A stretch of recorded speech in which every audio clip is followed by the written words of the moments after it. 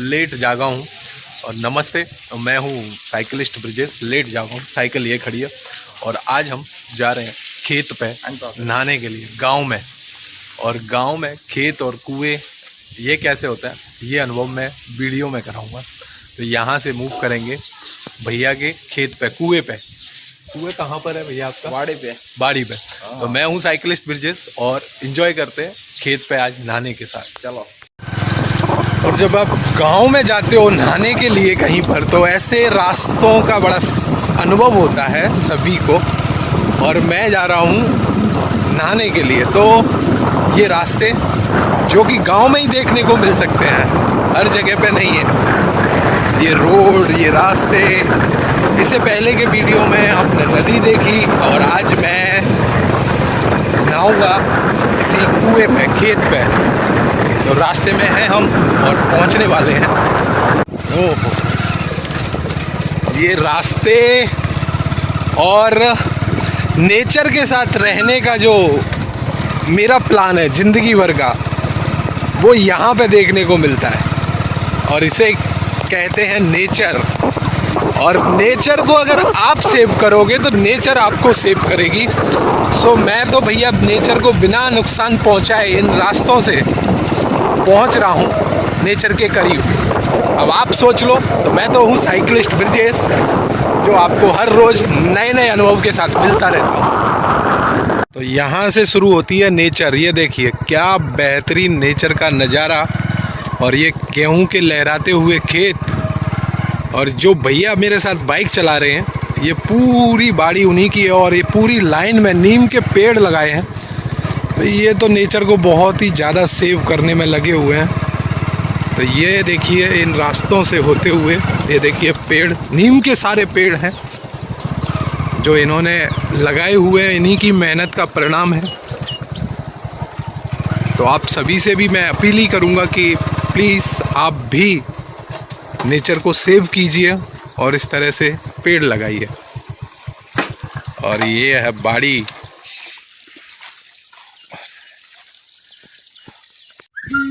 और ये गेहूं के खेत लहराते हुए।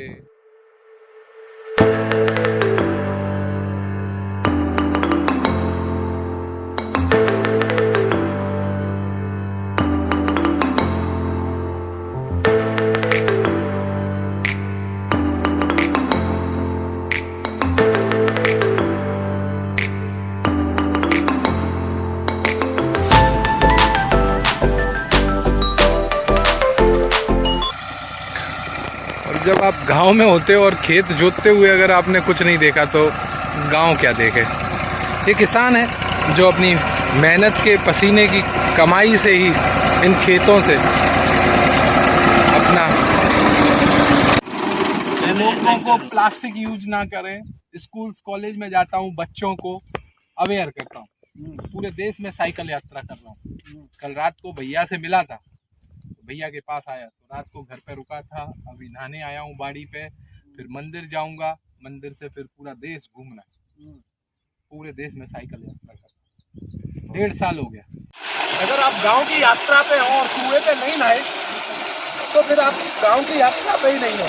अगर आप गांव में हैं और गांव में नहाने के बाद और अगर आपको चाय ना मिले तो कैसा फील करोगे? फिलहाल गांव की चाय और गांव के लोग, मेरे जैसी लाइफ अगर आपको जीना है तो साइकिल लेके निकलने की जरूरत नहीं है। नेचर को सेव कर लो, नेचर आपको सेव कर लेगी। तो देखो मेरी तो बन रही है चाय, और चाय पीने के बाद यहाँ से निकलूंगा सारंगपुर हनुमान जी के लिए। सो ये है गांव की चाय। ओ बिरजू भाई, हमारी वाड़ी की चाय कैसी लगी आपको? फाइनली हम चाय तो पी रहे हैं, और बाड़ी की चाय, खेत की चाय एक अलग ही चाय होती है। सो आप लोगों के चाय के साथ साथ चाय में जो प्यार है वो बड़ा ही इंटरेस्टिंग है। और मैं तो बढ़िया चाय तो पी रहा हूँ, चाय के साथ साथ प्यार भी पी रहा हूँ। तो देखिए ये है गुजरात का प्यार। तो खेत की चाय भी पी ली और गांव का रहना भी देख लिया और नहाना भी देख लिया। विजय भाई ने मुझे रखा और यहाँ से आगे मैं जा रहा हूँ सारंगपुर। और पहुँचते हैं सारंगपुर और देखते हैं कि सारंगपुर की क्या है मान्यता और क्यों है लोग उसको इतना मानते हैं। चलिए विजय भाई, मैं निकलता हूँ। और चलिए दिया भाई, और आपसे तो मिलना ही होगा। चलिए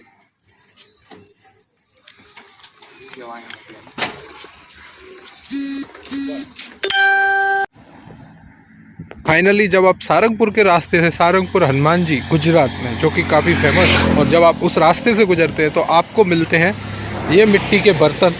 और मिट्टी के बर्तनों में आपको सारी सामग्री, जो यहाँ पर मटके हैं, मटके से लेके ये सारे बर्तन जो कि कुकर टाइप के हैं, और ये सब आपको सारंगपुर के रास्ते में मिलते हैं।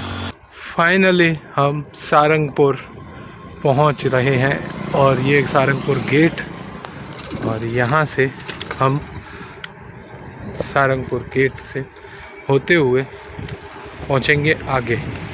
फाइनली हम पहुँच गए हैं सारंगपुर, और मेरे पीछे जो देख रहे हैं आप, वो है सारंगपुर हनुमान टेम्पल, जहाँ हम पहुँच चुके हैं। और हनुमान टेम्पल के साथ साथ यहाँ पर और भी काफ़ी सारी चीज़ें हैं जो मैं आपको दिखा रहा हूँ।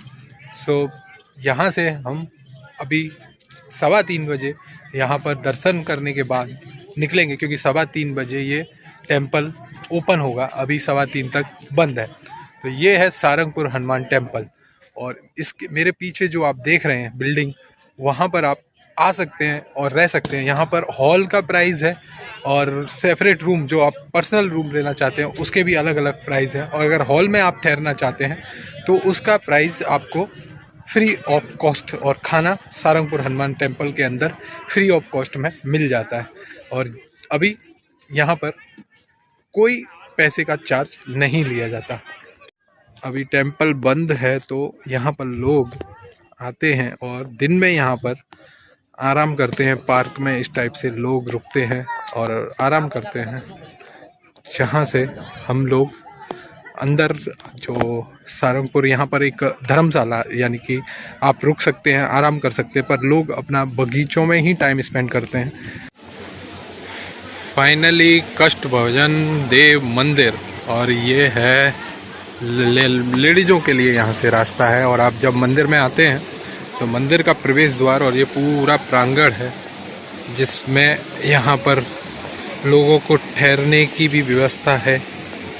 और यहाँ से हम मंदिर में प्रवेश कर रहे हैं। तो ये मंदिर है, और मैं पहुँचा हूँ कष्टभंजन देव मंदिर, जहाँ हनुमान जी के दर्शन पूरा गुजरात इनकी शरण में, और लोग यहाँ पर आते हुए भी आपको कष्टभंजन देव मंदिर में दर्शन करा पाऊँ।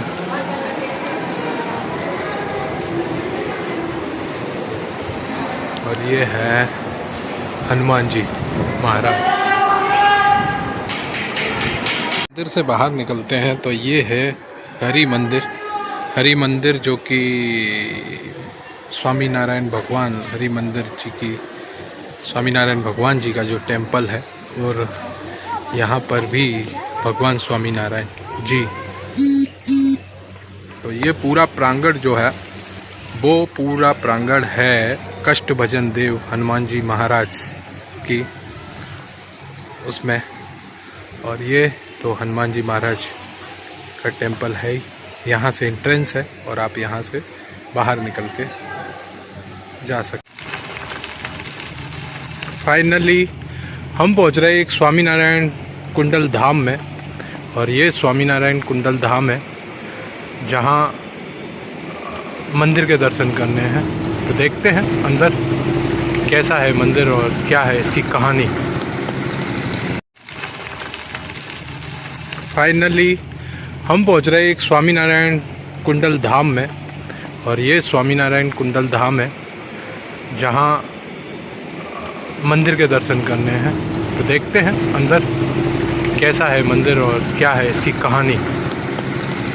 फाइनली मैं पहुंच गया हूं स्वामीनारायण मंदिर में, और सर से मिला। तो सर, ये आपका नाम बता दीजिए। मेरा नाम सुरेश भाई टेलर है जी सर। ये है रमनीक भाई पटेल फ्रॉम इंदौर जी। और ये है गिरीश भाई बारोट जी फ्रॉम महसाना। ये ओके सर, मंदिर के बारे में बताइए कि मंदिर। ये जी, चलते चलते चलें सर। ठीक चल जी। ये जो आप कुंडल धाम पधारे हुए हैं, बिल्कुल। ये राई बाबा का कुंडल धाम है जी। और यहाँ पर स्वामीनारायण भगवान कई बार पधारे हुए हैं। बिल्कुल। और ये पूरी जो जगह है जी। वो उनके चरणों से अंकित हुई हुई है। जी। और ये जो सामने दिख रहा है वो सामने मेरे पीछे, ठीक तुम्हारे पीछे। जी जी वो स्वामीनारायण भगवान ने खुद शिवलिंग की स्थापना की हुई है। बिल्कुल। और आप रामेश्वर जाके दर्शन करो जी। और यहाँ पर दर्शन आके करो, जी। दोनों का सिमिलर फल स्वामीनारायण भगवान ने दिया हुआ है। ओके, एक्चुअली स्वामीनारायण भगवान मैं एक थे कहाँ के? स्वामीनारायण भगवान का जन्म स्थान था जी, छपैया, यूपी के बाजू। यूपी के बाजू, अयोध्या के बाजू, बदायूं, अयोध्या के बाजू। छपैया, छपैया। ओके ओके जी। वहाँ से स्वामीनारायण भगवान की अपनी 11 साल की उम्र में जी वन विचरण में निकले जी। और लॉज गांव में आए। ओके। और लॉज में आके फिर जो धर्म की धुरंधरा की रामानंद स्वामी उनके गुरु थे जी। उद्धव संप्रदाय की, जी उन्होंने फिर धर्मधुरा जी स्वामीनारायण भगवान को स्वीकृत की जी और गादी पे बिठाया। ये जो सामने दिख रहा है वो जी। रायबामा का दरबारगढ़ है। ओके और ये जो रायबामा थे, जी। उनके बेटे थे राम पटगीर, हाथिया पटगीर मामा। बंसी की आवाज़ जो कि स्वामीनारायण भगवान द्वारा यहाँ पर इस पत्थर पे खड़े होके एक लीला की गई थी, बंसी बजाई गई थी। उसके बाद इस पत्थर पे मैं इस पत्थर को एक स्टोन में बजाऊंगा तो ये कोई आवाज़ नहीं आएगी, यानी कि एक पत्थर से पत्थर के टकराने की आवाज़ आएगी।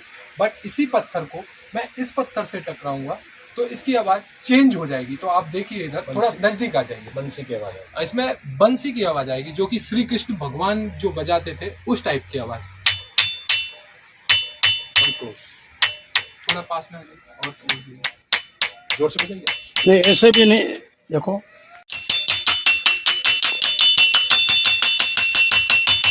पत्थर की आवाज कभी ऐसे नहीं आती। ये कभी पत्थर की आवाज़।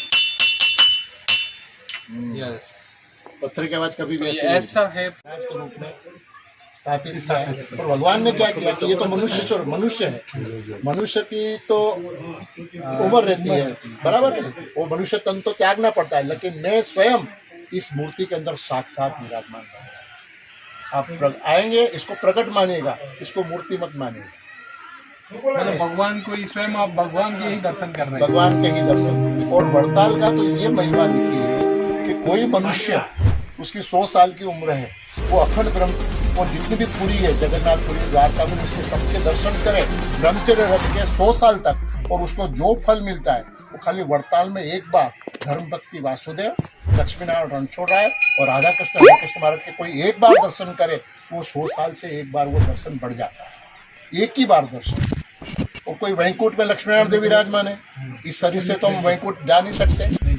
वड़ताल में लक्ष्मीनारायण देव के दर्शन करें और वही के वही दर्शन अगर कोई वैकुंठ में करे तो दोनों के फल इक्वल है। भक्तों का पोषण होता है। और Guinness book of world record के अंदर जो हरिचरित्रामृत सागर ग्रंथ, जो सबसे बड़ा 1 लाख से ज्यादा जिनकी चौपाई है, वो हमारे गुरु जी ने उनकी कथा करी, जो कितने साल चली थी सुरेश? 4.5 साल तक चली थी। तो उसकी Guinness book of world record में गया तो इसमें इनको नाम स्थान मिला हुआ है, जैसे लॉन्गेस्ट कथा ऑफ लॉर्ड स्वामीनारायण। एक्चुअली एक कथा। सो फाइनली जगह तो मिल गई और मैं पहुंच गया आज खेतों में। और ओपन स्पेस तो मुझे बहुत पसंद है। और देखो कितने सारे लोग मिलने आए हैं गांव से। और जब लोग मिलने आते हैं तो बड़ा मज़ा आता है, मुझे भी एंजॉय करने का मौका मिलता है इनके साथ।